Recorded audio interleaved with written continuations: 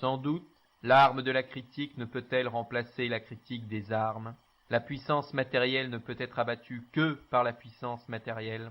Mais la théorie aussi, dès qu'elle s'empare des masses, devient une puissance matérielle.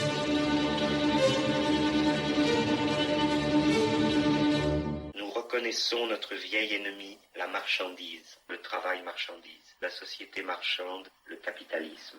Mais la critique le découvre comme inséparable de l'État moderne.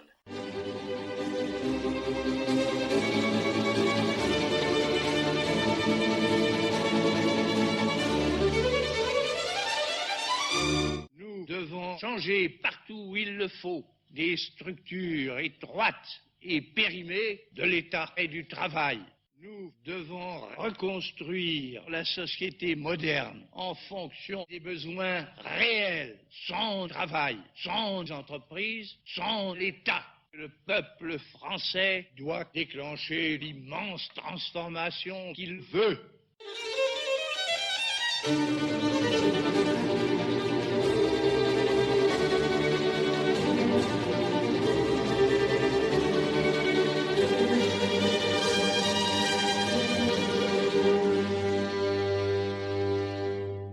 Et donc nous sommes sur Sortir du capitalisme pour une nouvelle émission consacrée aujourd'hui à une vie et une œuvre, celle de Henri Simon, qui est avec nous pour nous parler de sa trajectoire militante et aussi politique et théorique, depuis la résistance et socialisme ou barbarie jusqu'à aujourd'hui où il coanime encore le réseau qui produit un certain nombre de brochures très intéressantes, Échanges et Mouvements. Donc bonjour Henri Simon. Oui, bonjour. Alors tu es notamment l'auteur de 4 livres, dont un coécrit. Donc le 25 juin 1976 en Pologne, Travailleurs contre Capital, paru aux éditions Spartacus en 77. Ensuite, de l'antifranquisme à l'après-franquisme, Illusions politiques et lutte de classe, donc avec un co-auteur, paru aux éditions Spartacus en 1979, et qui est extrêmement intéressant puisque ça traite de toutes les luttes dans l'Espagne post-franquiste, qui est souvent pas un épisode très connu. Ensuite, encore un livre sur la Pologne, qui s'appelle Pologne 1980-1982, lutte de classe et crise du capital, également aux éditions Spartacus en 82. Et le dernier livre, c'est Grève des mineurs en Angleterre, To the Bitter End, mars 84, mars 85, aux éditions Acracy en 1987, et qui parle de l'épisode assez connu de la grève des mineurs de charbon en Angleterre sous Thatcher. Donc, avant d'aborder donc ces différents ouvrages et puis également d'autres événements marquants, que ce soit notamment la révolution des conseils en 1956 en Hongrie, ou que ce soit pour parler d'une thèse que tu as commencée sur le refus du travail, ou encore des différentes organisations auxquelles tu as appartenu. Est-ce que tu peux nous parler un petit peu de ton cheminement jusqu'à socialisme ou barbarie ? Alors, mon cheminement est relativement simple. Et j'avoue que dans ce cheminement, j'ai eu beaucoup de chance. Parce que mon enfance, entre les deux guerres, puisque je suis né en 1922, s'est déroulée dans la Brie, dans un milieu uniquement agricole, et où les divisions étaient très tranchées, mis à part quelques fonctionnaires, etc., entre les fermiers, les ouvriers agricoles et ce qu'on appelle les classes moyennes, c'est-à-dire commerçants, artisans, etc. Tout le monde dépendait entièrement de l'agriculture. Et la division en classes était très nette. Je dois ajouter qu'il y avait une dominante qui était celle de l'Église catholique, qui était l'auxiliaire obligé, à un tel point que ma famille paternelle était une famille de mécréants, la seule du bourg d'ailleurs, c'est un bourg de 1100 habitants, et mon père était charpentier, et sa clientèle était une clientèle de fermiers. Il faisait surtout des hangars, qui est la partie attenante aux fermes à ce moment-là. Et pour pouvoir avoir la clientèle des fermiers, les 5 enfants que nous étions, nous avons été forcés d'aller au catéchisme, etc., uniquement pour que mon père ait du boulot. Donc ça donne une idée de l'emprise. C'était l'auxiliaire, de la domination idéologique à cette époque-là dans les campagnes. Assez rapidement, ça à travers ma mère surtout, j'ai eu conscience de cette division en classe, c'est-à-dire ouvrier agricole, profession libérale, fermier, plus quelques notables. C'était le notaire, le vétérinaire, le médecin. C'était eux d'ailleurs qui formaient la représentation politique la plupart du temps, pas la classe moyenne des commerçants. Et j'ai grandi dans cette atmosphère-là. Ma mère était très ouverte et avait une grande connaissance à la fois littéraire, mais elle aussi peu à peu politique. Par exemple, quand il y a eu la guerre d'Espagne, elle a collecté des habits, des choses comme ça, pour les républicains. Maintenant, politiquement, le PC était considéré comme le parti qui était le parti révolutionnaire, entre guillemets. C'était l'image d'Épinal du PC d'alors. Finalement, la division en classes se résumait curé, pas curé, PC, pas PC, etc. Le PC n'avait pas beaucoup d'influence. Ça a commencé après 36. Moi, j'ai assisté à la première grande manifestation. Alors, déjà, les classes moyennes étaient laminées et il y avait des mouvements fascistes qui perçaient, notamment au moment de 36. Moi, étant môme, en 36, j'avais 14 ans, et j'ai vu l'organisation de commerçants d'extrême droite qui brûlaient Blum en effigie dans le cimetière, tu vois. Et en 36, la métallurgie PC de la CGT avait organisé une journée d'été. C'était la première grande manifestation que j'ai vue. Ils ont défilé dans le bourg en masse. Il y avait, je sais pas, peut-être un millier de manifestants, chose que je n'avais jamais vue, tu vois. Donc la politique, elle pénétrait inévitablement. Et puis après, il y a eu la montée vers la guerre. D'un autre côté, bon, j'ai poursuivi des études, mais d'une manière un peu particulière, parce que à l'époque, même dans un bled qui était chef-lieu de canton, il y avait juste une école primaire, 2 écoles primaires. Ségrégation, une de filles, une de garçons, et chacune avec 2 classes. Donc, pour poursuivre des études secondaires, si on n'avait pas de pognon, bon, il n'y avait pas de moyens de transport, il y en avait, mais qui étaient complètement inadéquats pour le lycée. Le premier lycée était à 15 km, il n'était pas question d'y aller. Et un internat, fallait payer. Avoir des bourses, c'était impossible parce qu'on n'avait pas de préparation pour ça. Il y avait, par contre, à une dizaine de kilomètres, ce qu'on appelait un cours complémentaire. Et ce cours complémentaire était une sorte de formation pour les instituteurs, et parce que ça préparait au concours d'entrée à l'école normale, et aussi pour des techniciens moyens, etc. C'était un cul-de-sac, parce que l'aboutissement, c'était le brevet élémentaire, qui était beaucoup plus important au point de vue connaissance que le brevet élémentaire d'aujourd'hui, mais basé uniquement sur la mémoire. J'avoue d'ailleurs que les connaissances que j'ai accumulées de cette période-là, sur un peu tout, même si c'est purement mémoriel, j'ai dans ma tête toute une documentation qui m'a servi beaucoup plus tard. Toujours est-il que, en 39, j'ai passé le brevet.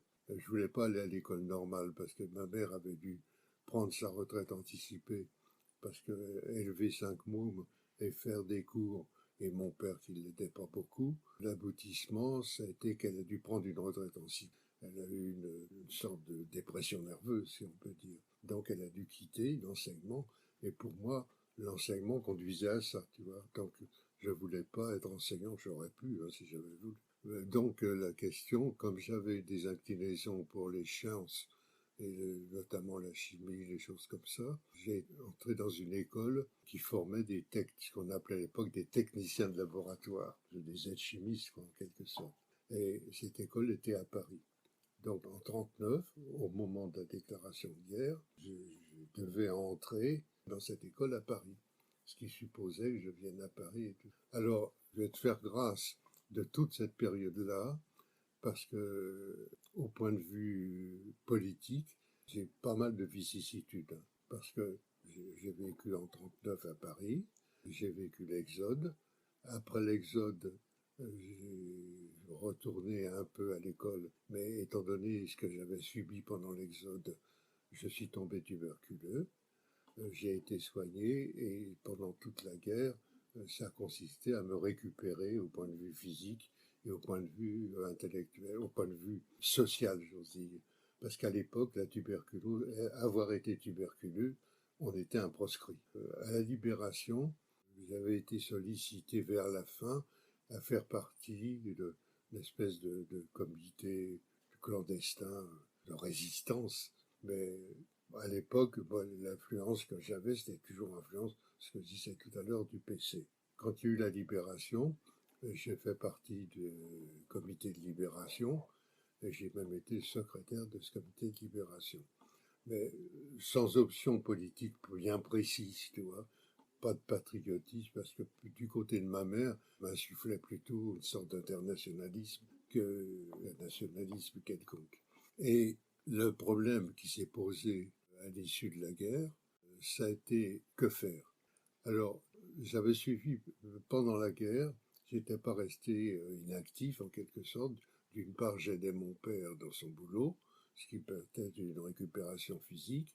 Et on aidait le paysan du coin qui est juste en face de chez nous à faire les moissons, les choses comme ça. Et d'un autre côté, j'avais pris des cours par correspondance et j'ai passé le bac par correspondance. Bac philo et puis après bac maths.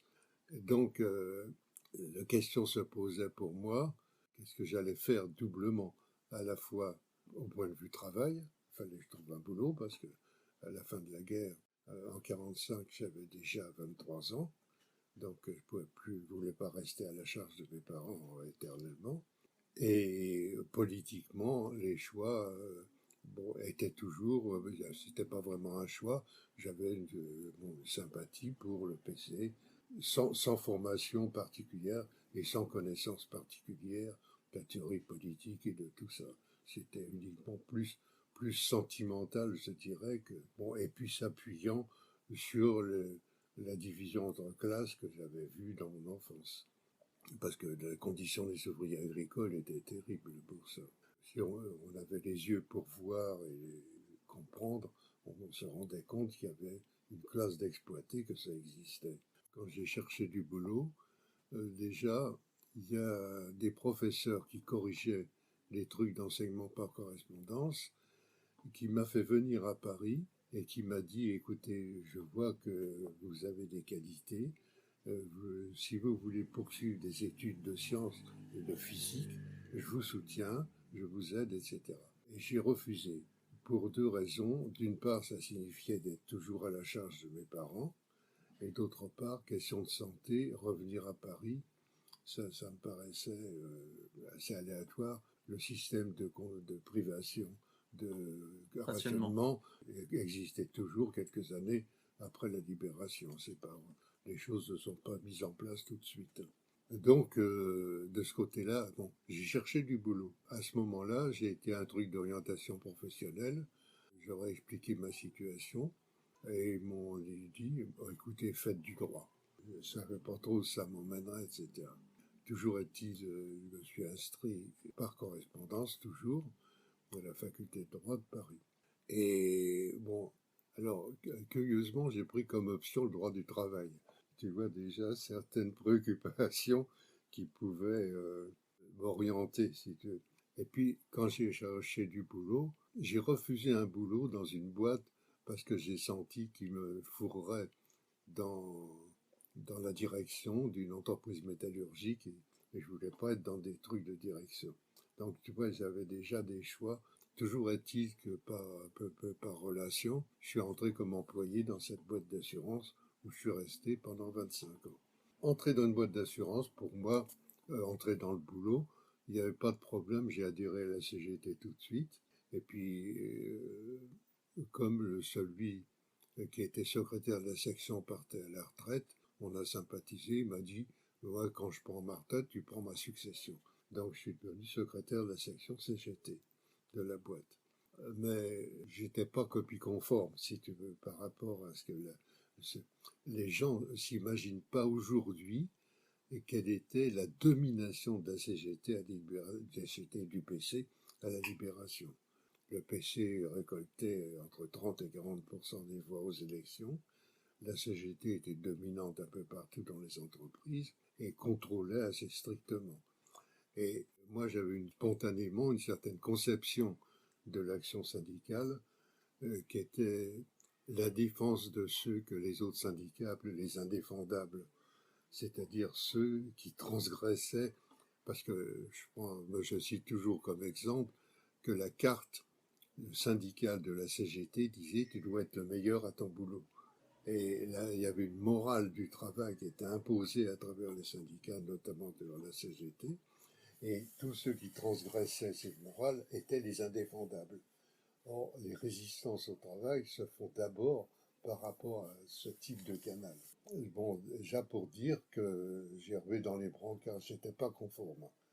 Et finalement, l'aboutissement de ça, c'est que vers 52-53, et ça indépendamment de mon orientation vers SB, j'étais exclu du syndicat, pratiquement. Ils ont essayé de dresser la section contre moi, et la section m'a soutenu entièrement, mais ils m'ont exclu par des moyens détournés. Bon, ça fait grâce. Et les méthodes bureaucratiques, ils sont très experts là-dedans. Toujours est-il, je considère que politiquement, j'ai eu beaucoup de chance. Parce que quand j'étais secrétaire de la section, il y a un gars qui était à ce moment-là au service militaire et qui est revenu du service militaire, et c'était un gars de mon âge, qui faisait partie de Socialisme Barbarie, qui avait été trotskiste, qui était parti dans la scission de SB, et avec qui j'ai eu des discussions. Tu vois, j'aurais été ou dans un anarchisme traditionnel, ou tombé sur un trotskiste. Il aurait fallu que je fasse un cheminement. Là, d'emblée, je suis tombé dans une critique du système qui correspondait finalement à ce que je connaissais sur le terrain. Tu vois, cet affrontement dont j'ai parlé avec la CGT en arrière-plan avec le PC, la critique de SB tombait à pic par rapport à ce que j'avais déjà senti. Donc c'est comme ça, je pense que j'ai eu de la chance, parce qu'autrement, il aurait fallu que je franchisse des étapes, et le propre de certains courants, certaines organisations, c'est de t'engager assez profondément pour qu'il soit difficile pour toi de te débarrasser. Et là, d'emblée, j'ai évité tout un cheminement, et bon, c'est le hasard, hein, parce que d'emblée, je suis tombé dans une critique déjà, et du système russe, et une certaine forme de critique de la société dans son ensemble. Oui, donc tu as rejoint donc Socialisme ou Barbarie en 52-53 très très rapidement du coup. Ce qui caractérise Socialisme ou Barbarie, c'est notamment le fait de faire une critique de l'URSS comme une domination bureaucratique de classe. Ouais, c'est ça, oui. Et également le fait que le projet du coup disons de dépassement du capitalisme ne passe pas par pas socialisme d'État, pas capitalisme d'État, mais par le communisme de conseil. Oui, alors là justement, à travers SB, j'ai eu rapidement, parce que SB avait eu des contacts avec différents groupes étrangers, dont le groupe hollandais Acte et Pensée, qui était un groupe communiste de conseil, un des derniers groupes communistes de conseil, et le copain qui était l'animateur de ce courant, Caillou Brendel, est venu à Paris, on s'est rencontrés, on a sympathisé, et c'était le début d'une longue amitié, amitié tout court et amitié politique, qui a duré jusqu'à sa mort. C'était un des piliers de ma formation, c'était lui. Et l'autre pilier, c'était un gars qui avait fondé dans l'entre-deux-guerres un groupe oppositionnel qui s'appelait l'Union communiste. Son surnom de guerre, c'est Chassé, et son vrai nom, c'est Davoust. Et lui, c'est pareil. Je ne l'ai pas connu à Paris. Le copain qui m'avait fait entrer à SB était en contact avec lui. Et après, comme il a évolué d'autres, c'est moi qui ai pris le relais. Et après, pendant très longtemps, je passais une semaine chez lui. Il était à Grasse, près de Grasse, parce qu'il avait dû quitter Paris pour des raisons de santé. Il avait été déporté. Toujours est-il que mes deux piliers de formation politique, c'était d'une part ce copain hollandais communiste de conseil et ce copain Chassé qui avait été oppositionnel communiste pendant les deux guerres. Et justement, quand tu rentres en 1953, il y a les événements de l'Allemagne de l'Est. Est-ce que tu peux parler un petit peu de ces événements et surtout quelle a été l'analyse de Socialisme ou barbarie? L'analyse est surtout venue à travers un copain qui était très sympa, qui était un émigré, je crois, roumain, qui s'appelait Sternberg. Et c'est lui qui a amené les analyses sur ce sujet-là. Bon, ça correspondait d'une certaine façon à ce que Socialisme barbarie défendait, que c'était une classe, que la bureaucratie russe dominait le travail exactement comme le capital pouvait dominer les ouvriers ailleurs, et donc que l'insurrection ouvrière était bien la preuve que les travailleurs étaient exploités et puis se soulevaient contre le système. Mais ça n'a pas eu l'impact à ce moment-là que la Hongrie 56 a eu. Et justement, est-ce que tu peux parler justement de ce qui s'est passé en Hongrie en 1956? Alors, il y a eu quelque chose de curieux associé de barbarie. C'est que il y a eu des tentatives de Castoriadis d'avoir des liens avec Pankow, qui vivait encore, et qui était il y a eu le début d'une correspondance. On a fait une brochure d'ailleurs à ce sujet-là. Qui est le théoricien donc du communisme de conseil. Oui. Et donc, il y a eu un début de correspondance, et Pankow devinait que Castoriadis et une bonne partie de SB étaient encore sur des positions plus ou moins léninistes, tu vois, encore pour le parti, etc. Et il ne parlait pas des conseils, parce que c'est ça qui est très curieux, parce que même après 53, ce sous barbarie, nous, dans la bio, j'avais des contacts étroits avec le copain qui m'avait fait entrer, des contacts étroits avec les communistes conseils hollandais. On s'est plaint un peu, d'ailleurs, par ironie, Castoriadis nous appelait l'œil d'Amsterdam. On a essayé d'impulser SB à prendre cette orientation. Ça a toujours été refusé. Curieusement, ils n'ont parlé des conseils qu'après 56. Avant, les conseils allemands, tu traces nulle part dans ce barbarie des conseils allemands des années 19-20 et des soviets russes non plus. Tu trouves absolument aucune trace, pas plus que du mouvement, sauf quelques textes qu'on a fini par imposer à être publiés dans ce barbarie. Mais ce barbarie fait l'apologie des conseils après 56. Alors ça rejoignait la théorie de Castoriadis, qu'il a poursuivi pendant longtemps, que la bureaucratie russe, il n'appelait jamais le terme capitalisme d'État. C'était un système qui était l'avenir du capitalisme. Ça a toujours été, pendant très longtemps, sa théorie. Et donc, ce qui se passait, étant donné que c'était l'avenir du capitalisme, les luttes qui se passaient là, c'était la prémonition de ce qui allait se passer dans le capitalisme. Donc, il ignorait des conseils qui avaient pu exister avant, et l'insurrection hongroise a été magnifiée parce que c'était la première grande révolte dans un système bureaucratique dans lequel il voyait l'avenir. Donc, cette lutte-là, pour eux, était le modèle. Il était normalement dans une application un peu stricte de la théorie des phases, de l'évolution des modes de production, donc le capitalisme, ensuite le socialisme, donc la bureaucratie soviétique, et ensuite, du coup, finalement, la révolution hongroise était la prémonition du communisme, en fait. Oui, c'est ça. D'accord. Et du coup, donc voilà, 1956 en Hongrie, ça a été un moment très important. Est-ce que vous avez consacré particulièrement des analyses à ça ou? Il y a eu celle de SB, il y a eu pas mal d'analyses, mais enfin, pour voir ce que ça a été. Les conseils hongrois, ça a duré une semaine. Ça a été aussitôt écrasé dans le sang, et elle n'a pas pu, même s'ils ont fait des conseils, ça a eu cette forme-là, mais c'était surtout des conseils de lutte, qui ont été écrasés tout de suite. Il y a pas, et c'est ça d'ailleurs qui est assez extraordinaire, c'est s'en servir pour monter une théorie qui ne s'est pas exprimée dans les réalités. Il n'y a pas eu le temps d'organiser quoi que ce soit, sauf la lutte contre l'emprise, l'intervention russe. En dehors de ça, il n'y a pas eu d'élaboration théorique ni concrète des conseils en Hongrie. C'était impossible. Mais ça a provoqué pas mal de pas mal changements intellectuels. Oui. Ouais. Et donc, peu de temps après, donc il y a la survenue notamment de la guerre d'Algérie, et en 1958, ça a provoqué pas mal de débats. La guerre d'Algérie, d'une certaine façon, il y a eu des grandes grèves en France, 53, 55, des grèves importantes. D'ailleurs, j'ai écrit mes premiers articles dans ce soir Paris, c'était sur ces grèves-là. Et quand la guerre d'Algérie, c'est un intermède d'une certaine façon. Il n'y a pas eu de lutte dans toute la période jusqu'en 62.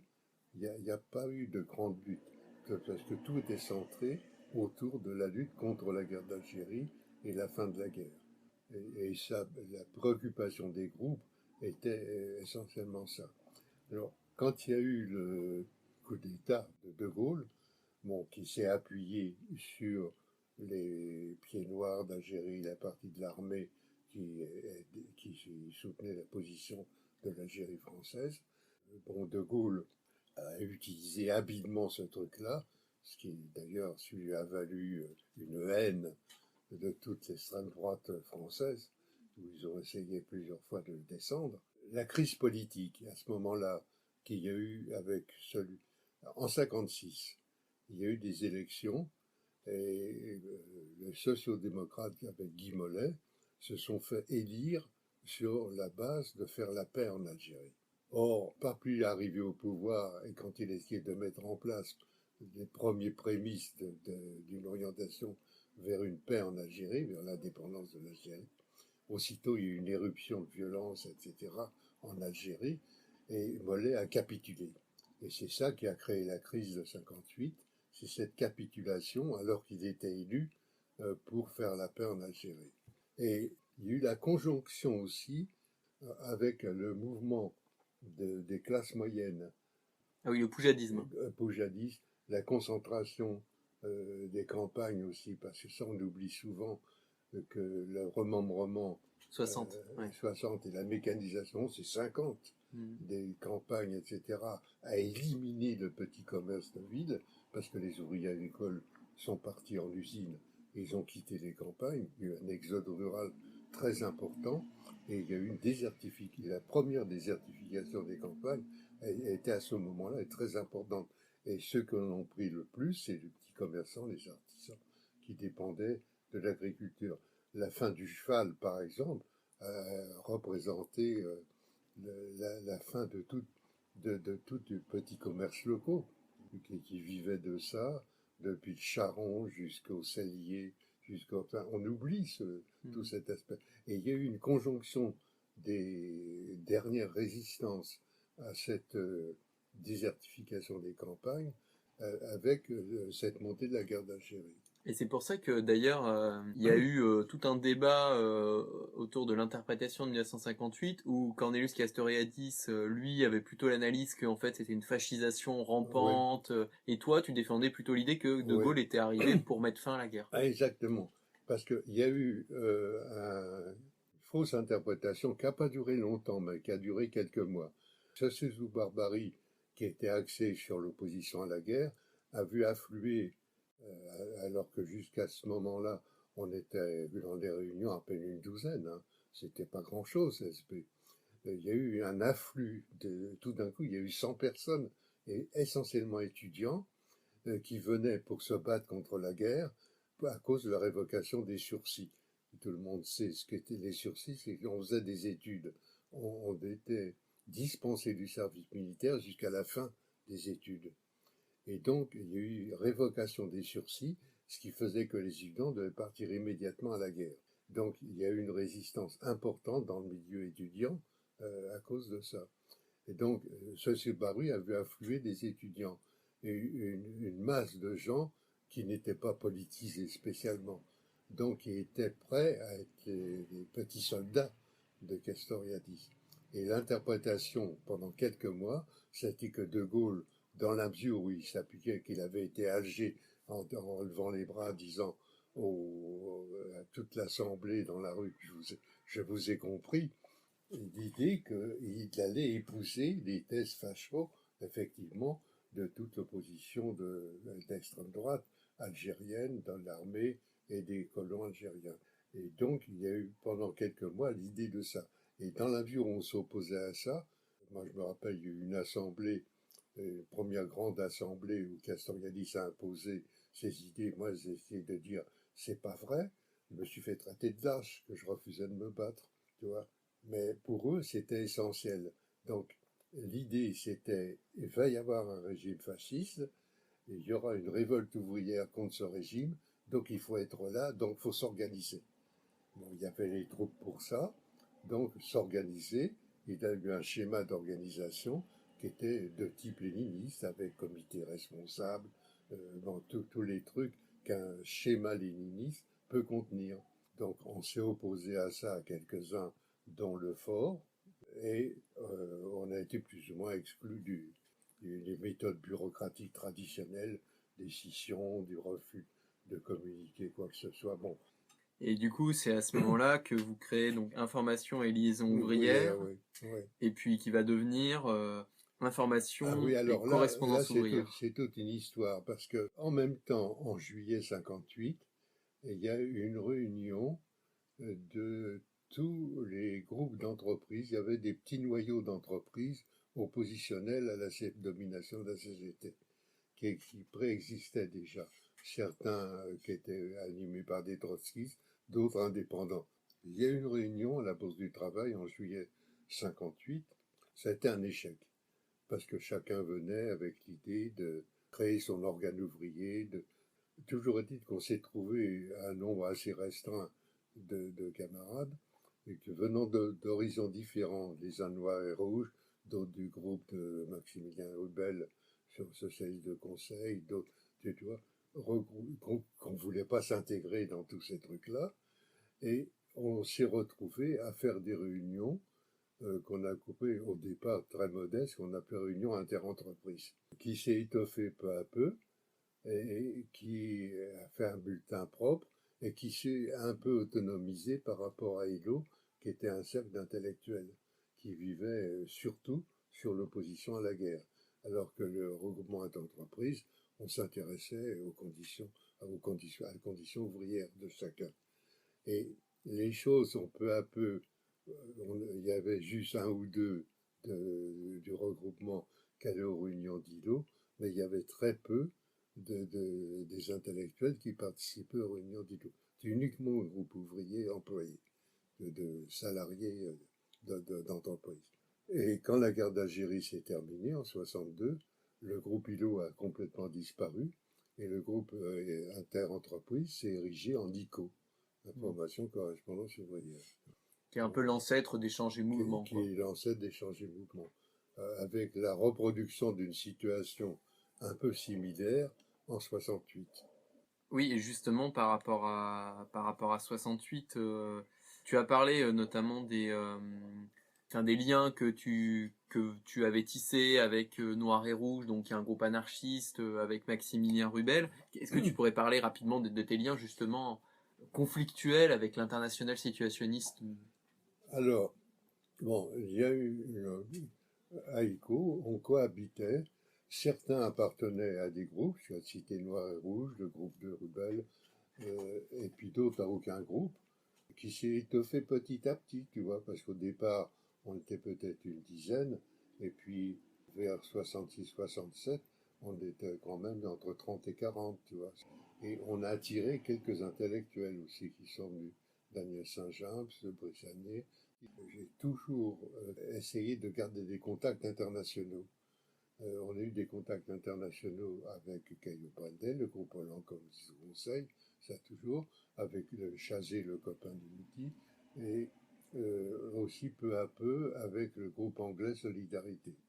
Et curieusement, parce que le groupe Solidarité était lié à ce séjour barbarie, mais il y avait quand même, tu vois, ils avaient la même orientation qu'on pouvait avoir en France. On a intéressé les SICU à l'approche de 68. Quand ils ont sorti la brochure de la misère en milieu étudiant avec l'affaire de Strasbourg, le seul groupe qui est mentionné, c'est ICO, dans une petite note, dans un bas de page, je ne sais pas si tu as lu, dans le bas de page, mentionné ICO. Avec déjà une première accusation qu'ils vont reprendre, c'est on est pas mal, mais on est inactif. parce on a toujours refusé de faire une propagande quelconque dans une orientation. On pense que les travailleurs doivent trouver eux-mêmes leur forme d'organisation, la déterminer eux-mêmes, et que ça ne doit pas faire l'objet d'une propagande. Bien sûr, on faisait de la littérature, on parlait des conseils, etc. Mais néanmoins, chacun était actif dans son entreprise et militait sur les bases de sa boîte, mais sur une base globale, on s'est toujours refusé à ça. Ça reste toujours ma position actuellement. Toujours est-il que dans la mesure où ils voyaient qu'on avait quelque chose qui les intéressait, on a commencé à faire en 67 des réunions internationales, des réunions nationales et internationales, parce qu'il y avait quand même un certain nombre de personnes qui pouvaient venir, qui étaient intéressées. Et donc, ils ont envoyé un gars qui s'appelle Le Glou, qui a essayé d'imposer des orientations, des trucs. Bon, puis ça n'a pas marché. Juste au moment de l'affaire de Nanterre, ils ont envoyé, parce qu'on avait contact à travers Noir et Rouge avec certains éléments comme Bedit, Duteuil, etc., qui étaient à Nanterre à ce moment-là. Certains sont venus à des réunions d'ICO pour expliquer simplement ce qu'ils faisaient à Nanterre. Les situs qui étaient à Nanterre, dont Wiesel, sont venus avec des copains à réunion pour dire, nous, on a une autre explication, pour donner une autre explication. Le point de vue des enragés. Des enragés. Donc on les a acceptés, ils ont fait leur truc.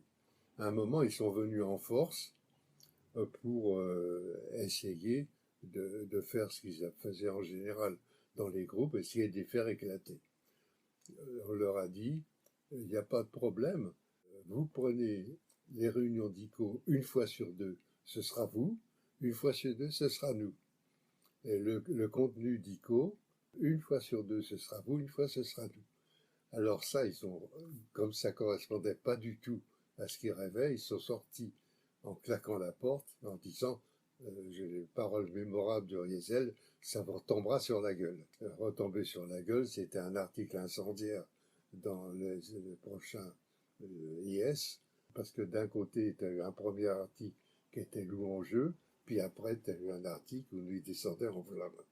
Oui, c'est les pratiques habituelles. Parce qu'ils n'étaient pas arrivés à leur fin. Ils ont été déroutés. On leur dit, d'accord, vous prenez possession du truc une fois sur deux, et nous une fois sur deux, et vous faites ce que vous... Ça, c'était pas... Et peut-être rapidement, du coup, les gens d'ICO, est-ce qu'ils ont eu un rôle particulier pendant mai-juin 68 Alors là, leur rôle, c'était de lutter dans leur boîte. On n'avait pas d'instruction à leur donner, chacun luttait. D'ailleurs, on retrouve la trace de ça dans les numéros d'ICO du dernier semestre 68.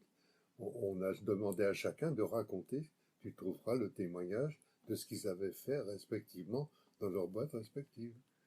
Il n'y a que le copain de Cheronneau qui a pu rien faire, parce que dès qu'il a essayé de l'ouvrir un petit peu, il était coincé par les sbires de la CGT qui lui ont dit, si tu continues à faire ce que tu fais, on te retire ta carte et on te fout dehors. Tu rentreras plus dans l'usine.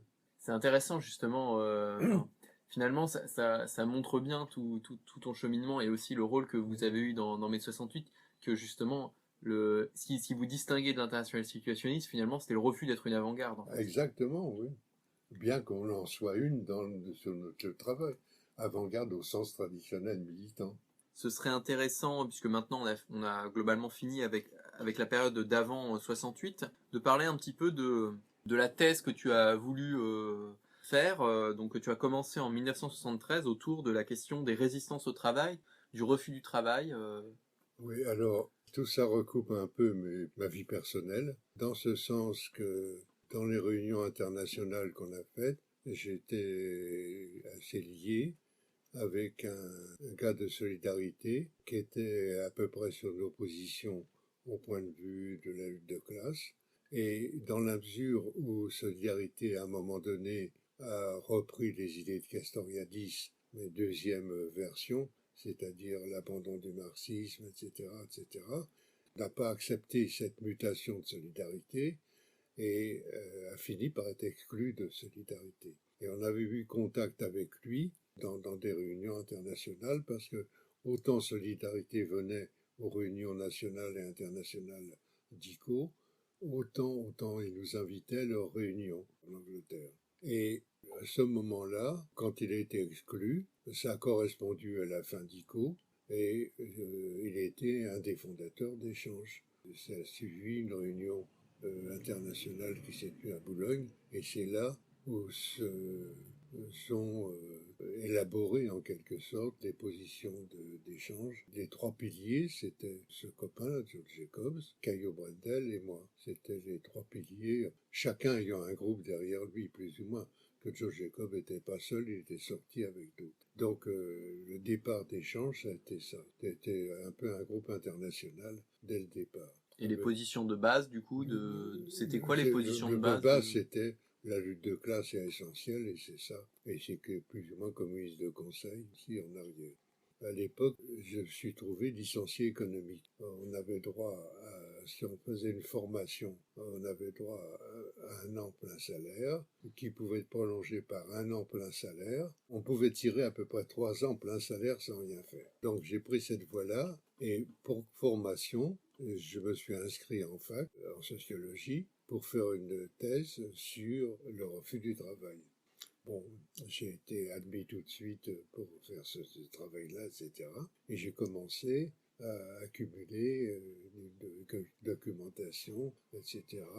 Parce que, contrairement à ce que les gens pensent, c'est pas les journaux de l'ultra-gauche qui parlent beaucoup du refus du travail, c'est les traités de sociologie du travail. C'est les recherches qui sont faites, payées par les entreprises, pour essayer de déterminer comment vaincre les résistances au travail.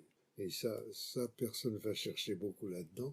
Par contre, c'est une vraie mine. Bon, ça tourne autour d'absentéisme, sabotage, etc., etc.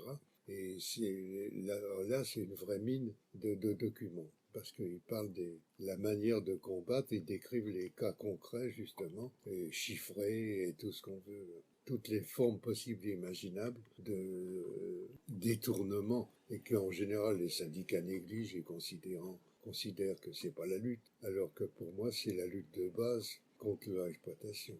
Par exemple, tout le monde regrette 5 minutes à la fin du travail sur le travail multiplié par le nombre d'employés, ça fait une somme énorme. Ils évaluent que les formes de résistance au travail font plus de mal aux entreprises, au point de vue productivité, que toutes les grèves réunies. Dans les magasins, par exemple les grands magasins, ce qu'ils appelaient la démarque, ils savent très bien, ils intègrent dans l'évaluation des coûts un truc qui juge, qui est irrépressible, et qui est la fraude sous toutes ses formes, par les employés, hein. Ouais. Pas le vol des clients. C'est pour ça qu'ils sont très stricts de temps en temps. Tu vois dans les boîtes une employée qui est pénalisée parce qu'elle utilisait un bon de réduction, des conneries comme ça, mais parce qu'il faut endiguer à tout prix l'utilisation par les caissières, tout ça qui passe un truc sans faire payer un copain, enfin tout un tas de pratiques qu'on n'ébruite pas, et pour cause. J'avais un fichier énorme que j'avais pas encore exploité. Malheureusement, sur ces entrefaites, j'ai été à Londres. Je suis installé dans un truc collectif. On avait acheté une maison collectivement. Et j'étais le premier à m'y installer. C'était encore rudimentaire. Et il y a eu un cambriolage. Il m'a emporté mon fichier. Ce qui fait que j'ai dû abandonner. J'avais plus rien du tout. J'ai pas eu le courage de recommencer. Ce qui est intéressant dans ce que tu dis, c'est que finalement, la résistance au travail n'est pas propre à des moments historiques, Oui, mais qu'elle est absolument. généralisée, Elle est constante et générale. consubstantielle du rapport de classe, presque. Quand il y avait le pointage, par exemple, avec les cartes magnétiques, etc., bon, les gens pointaient, puis sortaient au bistrot, puis rentraient après, quand c'était possible. Chacun utilisait les failles dans le système de contrôle. Bon, ils ont trouvé la parade, c'est que maintenant, tu es censé commencer à bosser quand tu ouvres ton ordinateur. Tu vois, ils ont trouvé la parade à ça. Tu peux entrer dans la boîte, pointer, ça fait rien à l'histoire. Tu es considéré comme présent à l'heure où tu ouvres ton ordinateur. Mais même là aussi, ils peuvent truander. Il y a 36 000 moyens. C'est une lutte constante. C'est la lance et le bouclier, si tu veux. C'est intéressant, en fait, toute cette question de la résistance au travail, auquel on a consacré pas mal d'émissions, parce qu'on voit finalement que derrière une adhésion apparente au travail et au capitalisme, finalement, les individus... Mais même, oui, je vais même plus loin, même le mec qui fait l'apologie du travail, qui dit je me plais au travail, etc. S'il a un problème personnel qui va le contraindre à enfreindre la règle, il va l'enfreindre, sans se rendre compte qu'il contredit ses positions. Oui, oui. Et ça, c'est des choses que tu vois couramment. Je me souviens, par exemple, dans la boîte où je bossais, il y avait 2 escaliers. Il y avait l'escalier direction, il y avait l'escalier, c'était un immense immeuble, et l'escalier de service. Les employés passaient par l'escalier de service. La fin du boulot, c'était 5h30. Dès 5h25, ça dure au moins 5 minutes avant, tu avais une cohue dans les escaliers, ils avaient quitté le boulot. Normalement, tu aurais dû bosser jusqu'à 5h30. Mais 5 minutes de travail multipliées par 2000 employés, ça fait 10 000 minutes de travail. Et ça, renouvelé quotidiennement, la productivité en prend un coup. C'est qu'un exemple. Il y avait l'utilisation de tout un tas d'astuces pour éviter de bosser, simplement. À l'époque, tu commandais du matériel. À l'époque, il y avait encore des crayons, du papier, des trucs comme ça. À l'époque de la rentrée scolaire, il y avait une commande de matériel qui montait en flèche que les parents de mômes commandaient des trucs pour le sortir. C'est rien, mais multiplié par le nombre, ça finit par crever l'espoir. Je l'ai même moi-même fait. Quand j'ai été licencié de la boîte, il y a un gars de l'économat, c'est du service, qui m'a dit t'amènes une valise. J'ai amené une grosse valise. Il m'a rempli la valise de matériel. J'avais plein de trucs que j'ai même pas tout consommé. Et il y avait des complicités aussi. Parce que lui, il avait déposé chez le concierge, il va revenir et prendre ma valise et partir. C'est des exemples, tu vois, mais tu peux les multiplier plein de fois. Donc finalement, 3 ans après le début de ta thèse, tu publies ton premier ouvrage, donc qui s'appelle Le 25 juin 1976 en Pologne, Ouais. Travailleurs contre capital. Est-ce que tu pourrais parler un petit peu de cette journée? C'est pas du tout connu. Hein. Il y a eu un commencement de grève générale en Pologne et le syndicat Solidarité a tout fait pour stopper ce mouvement. En 1976? En 1976. Et du coup, ce qui s'est passé en 80-82, qu'est-ce qui s'est passé? C'est pareil parce que le Valéza, le leader de Solidarité, en réalité, il ne bossait pas sur les chantiers. À la suite de 71, s'est constitué un organisme plus ou moins intellectuel, un peu ouvrier, qui s'appelait le Corps. Il était envoyé par ça pour prendre possession du comité de grève. Il y a eu toute une manipulation pour contrôler la grève. Voilà. Et du coup, ce qui a fait que finalement le mouvement ouvrier polonais a été... Il y a eu d'intervention russe parce que précisément Jaruzelski était assez habile pour contrôler le mouvement, l'empêcher qu'il déborde comme en Tchécoslovaquie. D'accord. Ou en Hongrie. Ouais, donc finalement, il n'y a même pas eu besoin de passer par l'étape de 1968. Oui, exactement. Avec la complicité de Solidarité. D'accord. Ça, c'est vrai que c'est intéressant, parce qu'en général, ça apparaît comme les héros. Ça montre le rôle du syndicat, d'ailleurs. Bien sûr. Oui, si ça on montre. peut dire. Donc finalement, une révolution avortée à chaque fois à cause du syndicat Solidarité, en complicité plus ou moins forte avec le pouvoir polonais, lui-même au service de l'URSS. Ouais. Ça explique que ça s'est déroulé pacifiquement en Pologne, alors qu'en Hongrie ou en Tchécoslovaquie, ça a été réprimé par les chars russes. Et après, tu as écrit aussi, entre ces 2 livres, un livre sur les luttes de classe dans l'Espagne post-franquiste. Est-ce que tu peux en dire un mot? Alors, à la mort de Franco, il faut dire que les démocraties occidentales avaient préparé la transition. D'une certaine façon, une transition vers une monarchie. Et seulement pendant une certaine période, il y a eu une sorte de vide politique qu'il fallait combler très rapidement. Mais néanmoins, s'est développé dans cette période-là des organismes autonomes. Et donc, oui, et c'est une période du coup d'intense lutte sociale autonome. Oui. En gros, c'est ça le schéma. Et du coup, à un moment, ces luttes se sont épuisées. Pourquoi? Parce que le pouvoir se mettait en place et se structurait. Et le coup de grâce, c'est 82. Avec les syndicats officiels qui prenaient un peu de l'importance. Et ensuite, donc dans ton dernier livre, tu parles de la grève des mineurs de 1984-85, qui est un épisode assez connu. Quelle est l'originalité de ton approche sur cet événement? Alors, l'idée, c'est que Thatcher aurait écrasé les syndicats. Or ça, à mon avis, c'est complètement faux. Avant Thatcher, les syndicats ne contrôlaient pas les luttes. Il y avait tout un mouvement de base qui est original en Angleterre, qui est né dans la guerre de 14, le mouvement Shop Stewart, qui fait que le mouvement de base est beaucoup plus important dans le contrôle social que les syndicats eux-mêmes, que le trade union, le syndicat eux-même, s'il n'y en a qu'un. Toujours est-il que Thatcher n'a pas attaqué, elle est arrivée au pouvoir en 79, et ça a mis 5 ans avant qu'elle attaque les mineurs. Elle a mis en place un système de contrôle des grèves, pas de contrôle des syndicats, de contrôle des grèves sauvages. On ne peut même pas parler de grève sauvage s'il n'y avait pas de réglementation. Elle introduit une réglementation. Ce qu'elle a introduit, c'est le fait que si ces règles ne sont pas observées, le syndicat qui les enfreint peut être pénalement responsable. Il se va confisquer son pognon. Donc, il y a quelques syndicats qui, dans cette période 79-84, s'y sont frottés et se sont vus confisquer leurs avoirs. Alors, le leader du syndicat des mineurs, le NUM, Scargill, a pensé qu'il pouvait échapper à ça en planquant le pognon dans des paradis fiscaux. C'est une connerie. Il aurait bien dû savoir qu'un gouvernement peut toujours trouver la trace de pognon dans les paradis fiscaux. S'ils ne le font pas, c'est qu'il y a certains dirigeants qui ont intérêt à ce qu'on ne trouve pas. Toujours est-il, quand la grève des mineurs s'est amorcée, qui ne respectait pas la réglementation, Thatcher a attaqué le syndicat des mineurs pour faire interdire le truc. Et elle a trouvé le pognon.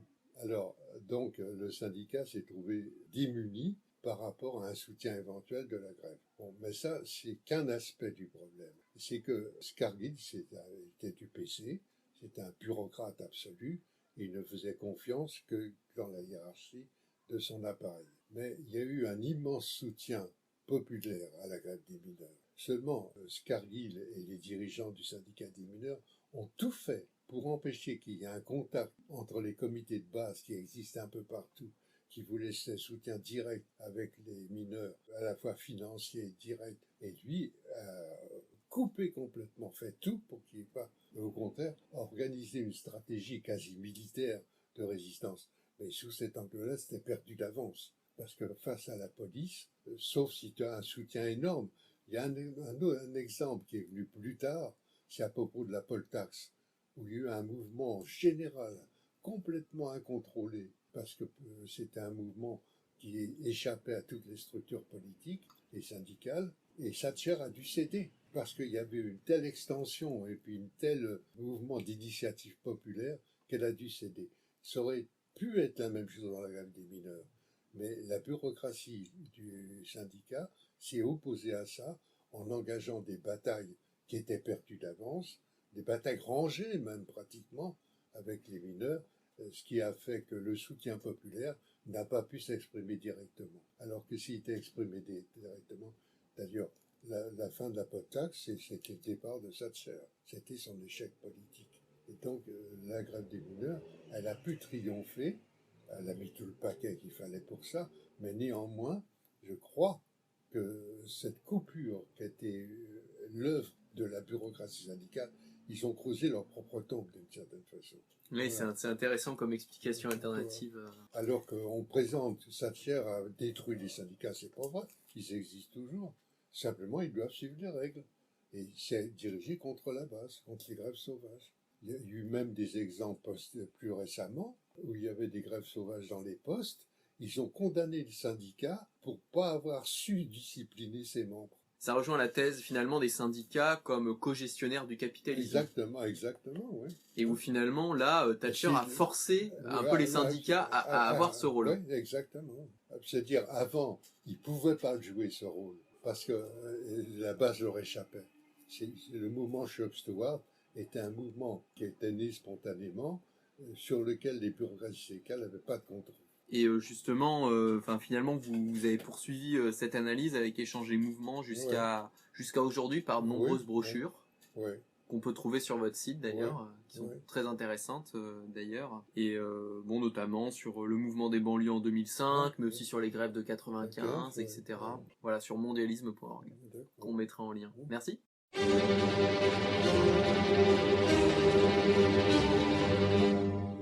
Sans doute, L'arme de la critique ne peut-elle remplacer la critique des armes? La puissance matérielle ne peut être abattue que par la puissance matérielle, mais la théorie aussi, dès qu'elle s'empare des masses, devient une puissance matérielle.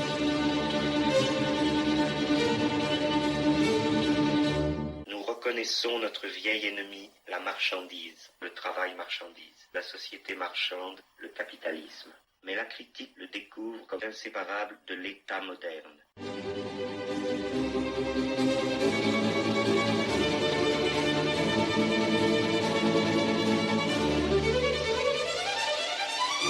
Nous devons changer partout où il le faut des structures étroites et périmées de l'État et du travail. Nous devons reconstruire la société moderne en fonction des besoins réels, sans travail, sans entreprise, sans l'État. Le peuple français doit déclencher l'immense transformation qu'il veut.